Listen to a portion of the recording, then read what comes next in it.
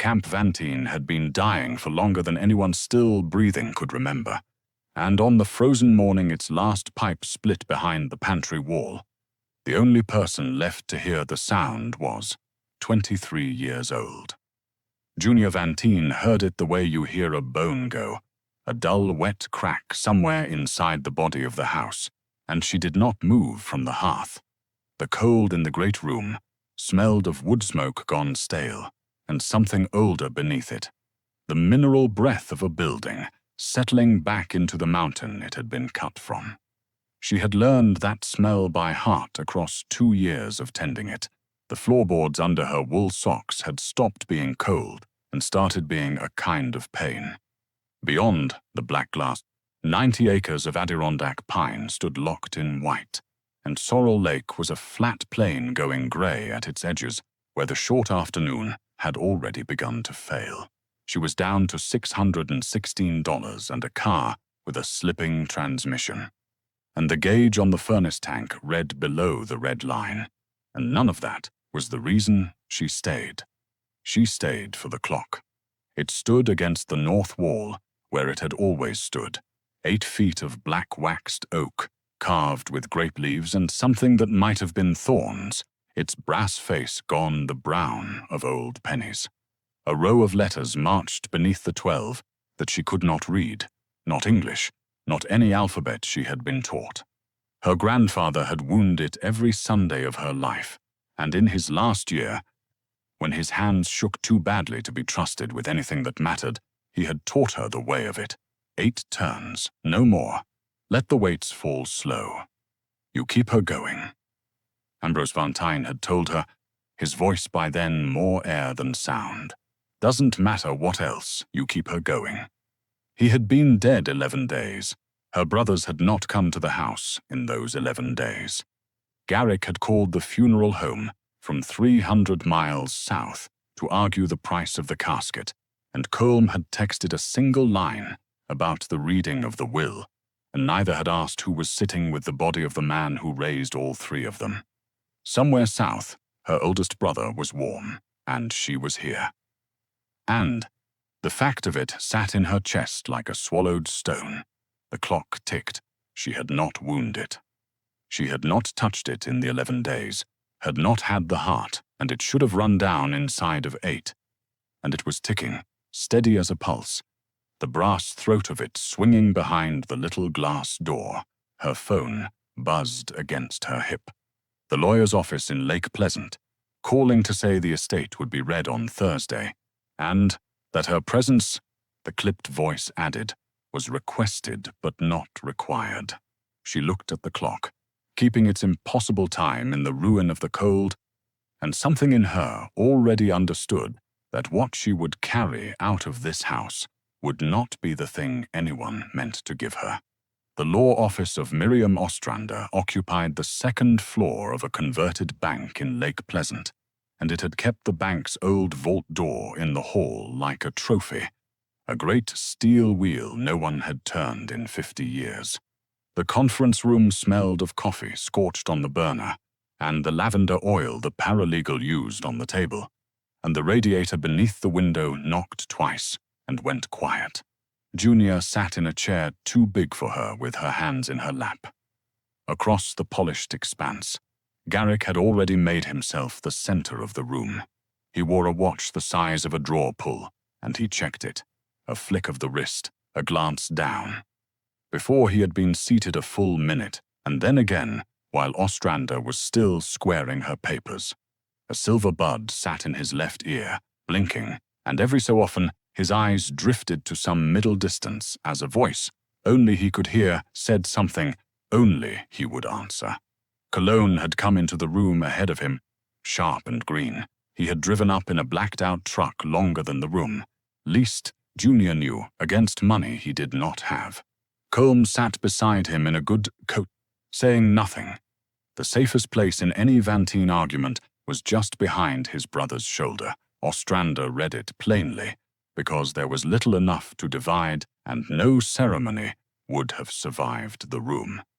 To Garrick, the eldest, the camp itself, the house, the 91 acres of lakefront, the boathouse, The water rights appraised, the lawyer said, at $1,340,000. To Colm, the middle son, the whole of the liquid estate. The accounts and the bonds Ambrose had held at the bank in Utica, $212,000 and some change. To Junior, the youngest, the reading paused. Ostrander turned a page. The personal effects of the deceased as itemized. She read, and one item, longcase clock, maker unknown, non-functioned, value $200. Garrick laughed. It was not a cruel laugh on its face, which was what made it land the way it did. He slid the inventory sheet down the table, toward her, with one finger, the way you would return something a stranger had dropped. There it is, he said. The clock. That's fitting, actually. He tapped the watch on his wrist without seeming to know he had done it. That thing's been broken and going nowhere for 40 years. You two ought to get along fine. Colm looked at the table in. She had prepared for exactly this on the drive down, and it held. She folded the inventory sheet in half, and in half again, and put it in her coat pocket. The copy, the whole itemized list of everything the estate contained. Because some quiet part of her had decided on the mountain that she would keep every piece of paper with her grandfather's things written on it. She said, "Thank you, Ms. Ostrander," and nothing else, and she watched her oldest brother's comfort fill the warm room, while the cold of 11 days sat in her bones and would not leave. The clock was hers, $200, going nowhere. She thought of it ticking in the empty house with no hand to wind it, and she thought of Ambrose's voice. You keep her going. And before Ostrander had finished gathering the signatures, Junior had already decided she would drive back up the mountain that night and wind it, because it was the last thing she had been asked to do by the only person who had ever asked her for anything at all. State Route 30 ran north out of Lake Pleasant along the Sacandaga, and then it climbed, and in January it climbed into weather. Junior drove it in the dark with the heater losing its argument with the cold, the transmission catching on the grades, so that twice she had to let the car slow to a crawl and coax it, both hands on the wheel, past the black wall of the trees. It was 41 miles to the turn at Sorrel Lake, and then 4 more on the camp road, unplowed, and she spent $9 of her $600 on gas she could not spare, because the tank had been near empty, and the next station after dark was 30 minutes back, the way she had come. The camp road had drifted over. She left the car at the gate and walked the last half-mile with a flashlight, the snow to her knees, and twice she stopped and thought, plainly and without drama, that she should turn around. There was nothing up there but a cold house that belonged to Garrick now, and a clock worth $200. She could drive south in the morning and never come back to the mountain that had taken 2 years of her life and given her a carton of a dead man's shirts. She kept walking. The house came up out of the dark all at once, a black mass against a blacker sky, and the smell reached her before the shape resolved. Wood smoke and cold stone, and underneath, the sweetish rot of the collapsed east wing, where the roof had let go 2 winters back and no one had paid to close it. Ice sheeted the heaved steps. Inside, her breath hung in the flashlight beam, and the great room had gone past cold into a still air, with edges that pressed on the eardrums.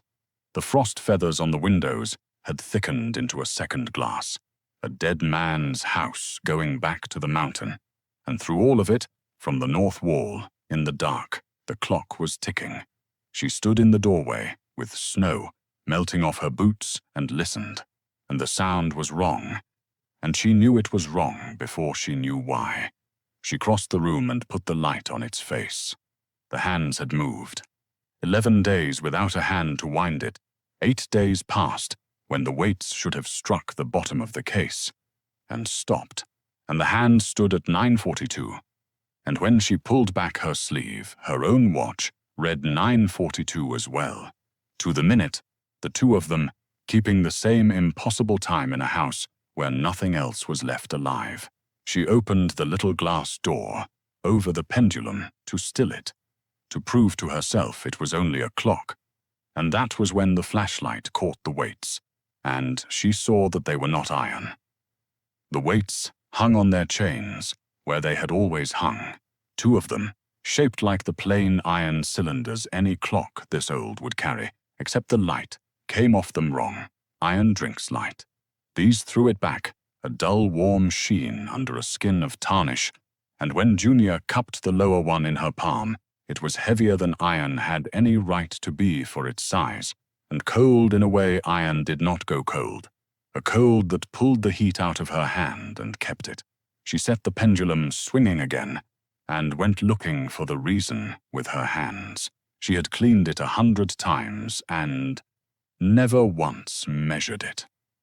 Now she did, and the arithmetic would not close. The base stood as deep as her forearm on the outside. Inside, when she reached down past the swing of the weights, the bottom came up short, a hand's breadth too soon, maybe more. It did not want to open. She pried at the boards, with the flat of the clock key, with a butter knife from the carton of her grandfather's things, with her fingernails until one split to the quick, and the false floor held as if it had grown there. No seam, no catch. She sat back on her heels and made herself stop clawing and think, because clawing was going nowhere, and going nowhere was the one thing she had been told all her life she was good for. There was a keyway, not the winding arbors, she knew those. 3 square holes on the dial. This was a 4th, low in the trunk behind the pendulum, a slot with no barrel behind it, connected to nothing that moved the hands or dropped the weights. She thought of the one photograph her grandfather had kept on the mantel her whole life and never explained. A young woman in a dark coat on a gangway, a ship's rail behind her, her face turned half from the camera, as though she did not trust it. Sophia, her great-grandmother, the one who came across the water, the one the clock had come with. Junior had turned that photograph over as a girl and found in a hand that slanted hard to the right an inscription she had read 1,000 times without understanding: Petrograd. The 9th, 4:11, not a date, a time. She took the photograph from the mantel, read it once more, knelt at the clock, and moved the hands with 2 fingers not to wind, to set, past 10, past 11, past midnight, and around, slow, the way you move a sleeping thing you do not want to wake, until they stood together near the 4, at 11 minutes past. The hour a girl had left the only country she had, in the dark, on the water. Something under the floor let go with a sound like a held breath. The false bottom rose a 1/4 inch on a hidden spring. Junior lifted it clear. Beneath lay a shallow chamber, lined in oilcloth gone the color of weak tea, and in it a roll of chamois the length of her hand, tied with a ribbon that had lost its color a century ago, and folded flat beside it, a letter. She opened the letter first, because she was her grandfather's granddaughter, and a letter was a person, and stones were only stones, and the slanting hand filled 2 pages in a careful, foreign English. I was 19 when they came for my father's house, it began. They took the land, then the accounts, then the paper that said the accounts had been ours. And my mother laughed, because she had already sewn what mattered into the hem of my coat, and paper was the only thing they knew how to steal. Whoever you are reading this, I believe I know the kind of person you will be, for I built it so only that kind would ever reach these words. You did not chase the house, you wound the clock. The others took the rooms and the numbers and the things that shine, and they will lose them, as such things are always lost. You kept the one quiet thing alive, and so it is yours. Take these to the man at the address below, or his heirs, and tell no one until they sit where no ledger can find them. I never met you. I have loved you for 100 years. Junior untied the ribbon, and the chamois fell open across her knees, and the flashlight ran down a spill of stones, cut ones throwing the beam back in cold white fire, a center stone the size of a thumbnail, and around it smaller fires and rough crystals like pale gravel, that did not shine until you turned them. She did not gasp. She sat in the freezing dark of a dead man's house, with a fortune and a 100-year-old love letter open on her knees. So still she could hear the clock keeping its perfect time above her head. She had begun to count them. She had reached 41 when light swept the frost on the window's headlights, on the camp road. At that hour, in that snow, on the road no one plowed, someone was coming up to the house. She had time to do one thing, and she did it without deciding to, her hands moving while her mind was still catching up. She rolled the chamois shut, tied it, pushed it, and the letter deep inside her coat against her ribs, fit the false floor back into the base, and stilled the pendulum with her fingers so the clock stood as dead as its $200 valuation. She was by the cold hearth, with her flashlight off, when the truck doors slammed in the yard. Garrick came in without knocking, because it was his house now, and he brought the cold in with him and the green cologne and comb behind his shoulder.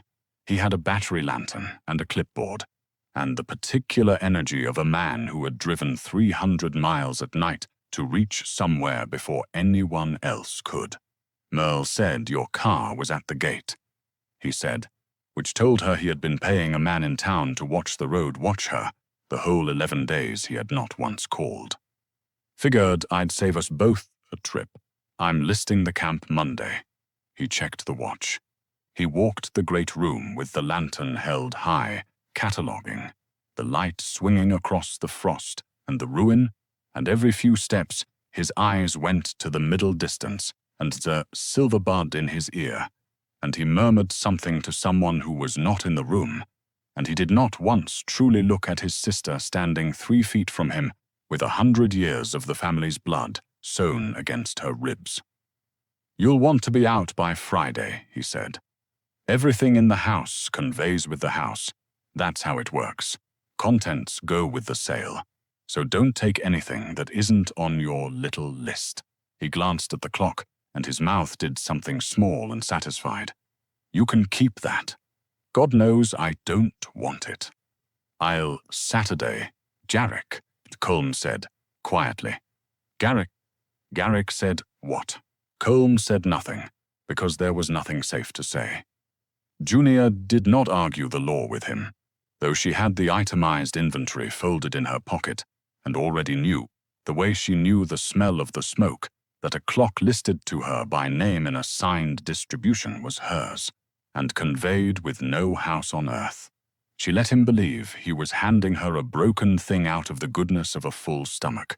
She said, Friday, and nothing more, and watched him check the watch again and drift toward the door, already thinking about Monday. Aim, a man who could not stand still in a room long enough to notice that the room had already changed around him. They left. The truck ground back down the drifted road, and the great room filled again with the ticking of the clock she had stilled with her own hand, which was not swinging, and which was ticking anyway, steady as a pulse. Keeping its perfect and impossible time, she did not sleep. At first light she walked out to the car with the chamois against her ribs, and she did not drive south to escape the mountain the way she had wanted to the night before. She drove the other way, 2.5 hours down to Utica, to the firm whose name Sophia had left on the second page, an heir of an heir who still kept his lights on, to a gemologist's loop, to a steel box in a bank basement rented in the name Junior Vantine, and to an attorney named Harlan Voss, who read a 100-year-old letter twice, went very quiet, and began setting down in the record exactly where the stones had come from, and whose they had always been. Garrick would list the camp on Monday. He was 3 moves behind, and did not yet know the game had started. Word travels in a small trade, and old mine stones out of revolutionary Russia do not walk into a Utica firm every week. It took 8 days for it to reach Garrick that his kid sister had carried a roll of diamonds down out of the mountains, and it took him a single hour after that to run the arithmetic on the base of a clock he had not wanted, and to get in the truck he did not call a lawyer. He did not read the distribution he had signed. He drove 300 miles with the silver bud in his ear and his own certainty for counsel, and he came up the camp road, plowed now. Junior had paid to have it plowed, and through the door of the house that was still for 4 more days, legally his, and he found his sister sitting by a fire in the great room hearth, the clock behind her, and a Hamilton County Sheriff's deputy standing quietly by the window. Junior had called the county the day before and asked, in a level voice, for a civil standby. Where are they not a question? He crossed the room fast, past the deputy, straight to the clock, and got his hands into the base of it, tearing at the false floor she had left in place, and it gave under his fury the way it had never given under her patience, the boards splitting, and he pulled the shallow chamber open and held the lantern to it, and it was empty. Oilcloth the color of weak tea and nothing in it at all. He knelt there with his hand in an empty box, and Junior watched the arithmetic run backward across his face, watched him understand that the thing he had driven through the night to seize had been gone before he ever heard it existed. His mouth moved. The silver bud in his ear blinked, and for once he did not answer it. They were never in the estate, Garrick. She did not raise her voice. She had learned the uses of a quiet one. They were hers. Sophia's. She put them in her own clock before you or I or grandfather was born, and she left them in writing to whoever kept the clock running. Not to the house, not to the accounts, to the clock. Mr. Voss has recorded all of it, where they came from, whose they have always been, that they never belonged to anything Ambrose owned or you inherited. Reopen the estate as many times as you like. There is nothing of theirs in it to reach. There never was. All the estate ever held was a clock worth $200. She let it sit, which was listed to me by name in the distribution you signed without reading, and which you have just broken in front of a deputy in a house I was told I still had 4 days to occupy. Colum had come in behind him unnoticed and stood in the doorway with his coat still buttoned, looking at his older brother on his knees with his hand in an empty box, and something in his face was very close to relief. Garrick found his voice. It came out the way it had come out across the lawyer's table, reaching for the old contempt, the only tool he had ever kept sharp. You, he said. You sat there, you let me hand you the... You said the clock was broken and going nowhere. Junior stood. You were half right. It kept perfect time the whole while. You were only ever the one who couldn't stand still long enough to hear it. The deputy shifted by the window. Outside, the light was coming up off the lake, white and clean, and it filled the frost on the glass and turned it to water. Garrick stayed on the floor of the house he had fought for, and his sister stepped past him and past the deputy, and pulled open the heavy door, and walked out of the dead man's house into the morning, and the accounting of what her oldest brother had done was only beginning. The stones, when the Utica firm had finished with them, were insured at $6,490,000. Junior never sold the center one. It sits in the same bank basement, and the rest paid for everything that came after. Garrick had mortgaged the camp within a month of the reading, borrowed against the lakefront to cover the truck and the debts behind it, and when the diamonds slipped through his hands, he had no fortune to catch the loans. And the diamonds, he succeeded, and the bank took the camp in the autumn. A civil court found him liable for the clock he had broken and seized, and entered judgment for the value of the destroyed property, which was, the court noted dryly, $200. He paid it. The paying of it was the smallest and the largest humiliation of his life. Colm gave him $11,000 out of the $212, then stopped answering his phone, and last Junior heard the two of them no longer spoke, which Colm seemed to carry more easily than anyone had expected. Junior bought the camp, back at the foreclosure auction in October, for $480,000, and no one at the sale knew that the quiet young woman bidding was the girl. The family had handed a broken clock. She fixed the east wing first, before the kitchen, before her own room, the fallen roof, the rot, the 2 winters of ruin, because she had decided the house would not be allowed to die on her the way it had tried to. She had the clock's split base rebuilt by a man in Albany who worked on museum pieces, and who told her, turning the carved oak in his hands, that he had never seen its equal. It stands now against the north wall where it has always stood. She winds it every Sunday, 8 turns, no more, and lets the weights fall slow. In winter, the great room smells of wood smoke and bread, and the windows hold heat instead of frost, and the light off Sorrel Lake comes in warm across a floor that is only ever warm now, and the house is full of women, mostly, who came up the mountain the way Junior once came down it, with a carton of someone else's things and nothing else. Women who spent their years keeping the quiet thing alive while others took the rooms. She calls the place Sophia's. There is no sign at the gate. The ones who need it are told by the ones who came before them. The greedy take what shines and call it winning, and in the end, they are always holding an empty box. A clock keeps its own time, for its own reasons, for whoever is willing to stay in the room and wind it, and it had been keeping perfect time all along. Tell someone who stayed. The people who wait, who stay, who keep the quiet things alive are the ones these stories are about. If that's you, subscribe so the next hidden fortune finds you. And tell me below, have you ever been underestimated, only to prove everyone wrong?